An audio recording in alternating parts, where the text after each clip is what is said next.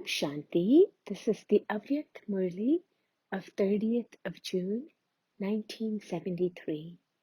Baba and the Children. Which gathering is this gathering? Do you know the answer to this spiritual puzzle?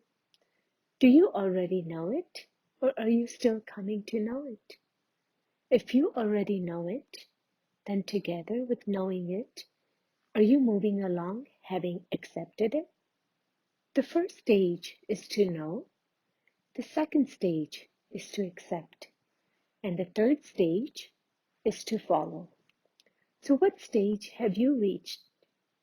Have you reached the last stage? Baba is asking those who answered yes. Is the third stage everlasting? It is easy to reach the third stage, and you have already reached it. However, now underline the last stage and make it everlasting. Who am I? You know the different names and forms of this invaluable life, that is, of the most elevated life, do you not? What is your main form and your main name? You praise the Father with different names on the basis of his different acts, but you still have a main name for him, do you not? In the same way, the names of you elevated souls have also been remembered by the Father on the basis of your different tasks and your virtues. But what is the main name out of all of those names? When you took birth through the mouth of Brahma, which name did the Father call you? Until you first become a Brahmin, you cannot become an instrument for any task. First, through the relationship of taking birth to Brahma, you become the mouth-born progeny of Brahma. That is, you become Brahma Kumars and Kumaris. This is what you write as your surname. How do you introduce yourselves, and by which name do they know you? Brahma Kumars and Brahma Kumaris. The first stamp of this dying alive life is that of being a Brahma Kumar or Brahma Kumari, that is, of being an elevated Brahmin. First, you took birth, that is, you become a Brahmin and you receive the name Brahman, that is, of a Brahma Kumar or Kumari, which is everlasting up to the third stage. Is it everlasting? That is your practical life according to the Brahman stage in your thoughts, words, deeds, relationships, connections, and service? Not even the slightest trace of shudra should be visible in your thoughts or words. You have already been told what the thoughts, words, sanskars, and nature of Brahmins are. Do you have an everlasting stage according to this? As a Brahmin, is your every deed and every thought similar to Father Brahma's? As is the Father, so are the children. Do the children have the same nature, sanskars, and thoughts as the Father's? Does the Father have wasteful thoughts, or can he create weak thoughts? If the Father does not have these thoughts, then why should the Brahmins? The Father is constantly stable in an unshakable, immovable, and constant stage. And so, what is the duty of Brahmins, the children? What is the duty of worthy children? To follow the Father.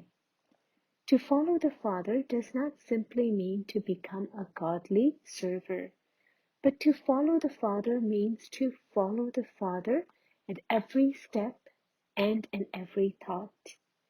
Are you following the Father in this way? Just as the Father constantly has godly sanskars, a divine nature, a divine attitude, and spiritual vision, in the same way, have your attitude, vision, nature, and sanskars become the same. Have you made your face one with such a godly character? A phase through which the virtues and type of activities of the Father are revealed is said to be that of one who follows the Father. Just as you sing praise of the Father and speak of his activities, have you yourself also imbibed all of those virtues?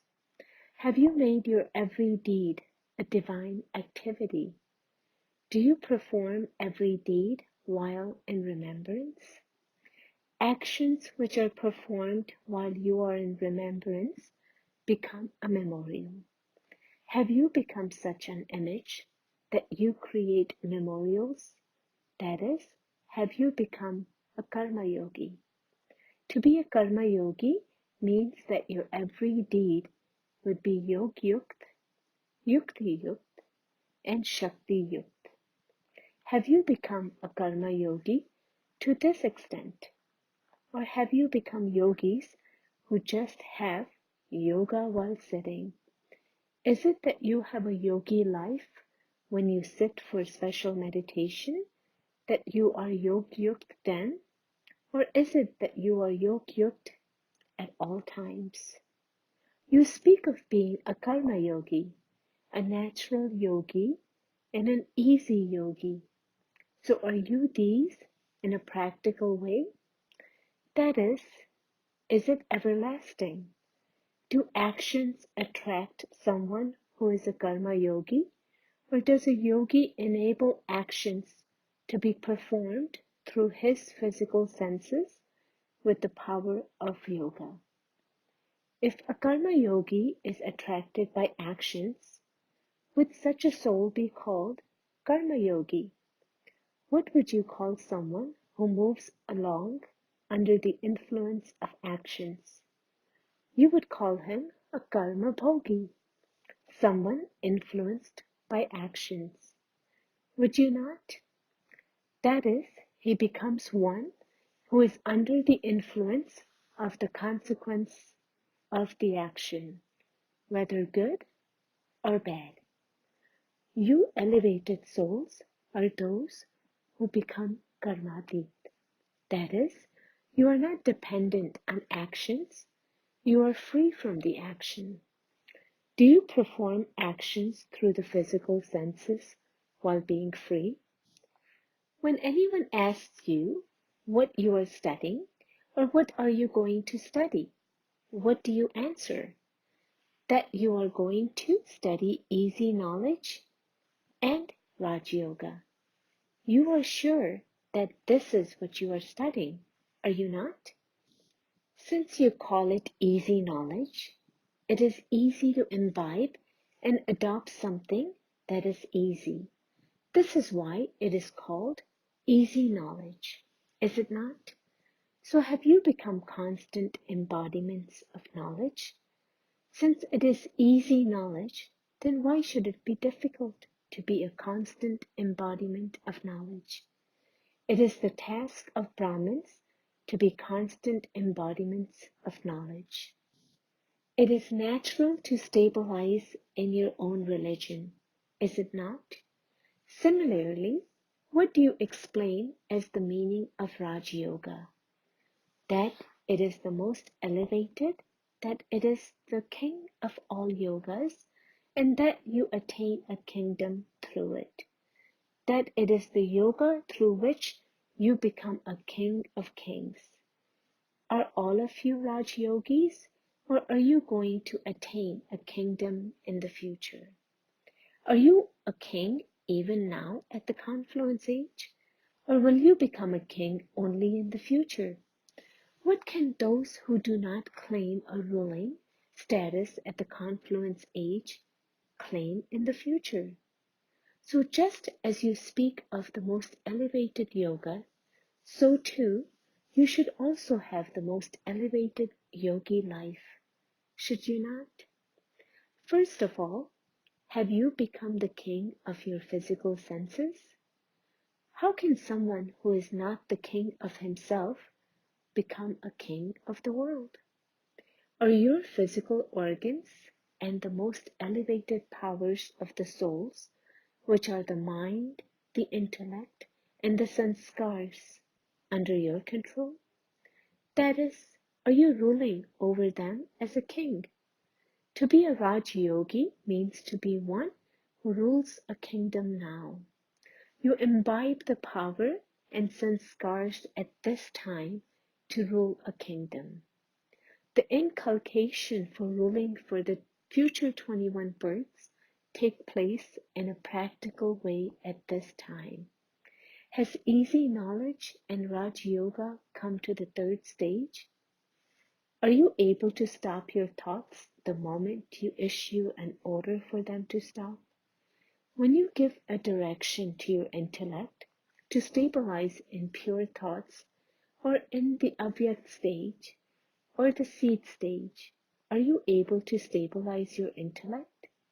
Have you become such kings? Those who are such Raj Yogis are called those who are following the Father. Just as a king has his cooperative workers through whom he is able to get any task carried out of whatever time he chooses, in the same way, the special powers of the confluence age are cooperative with you.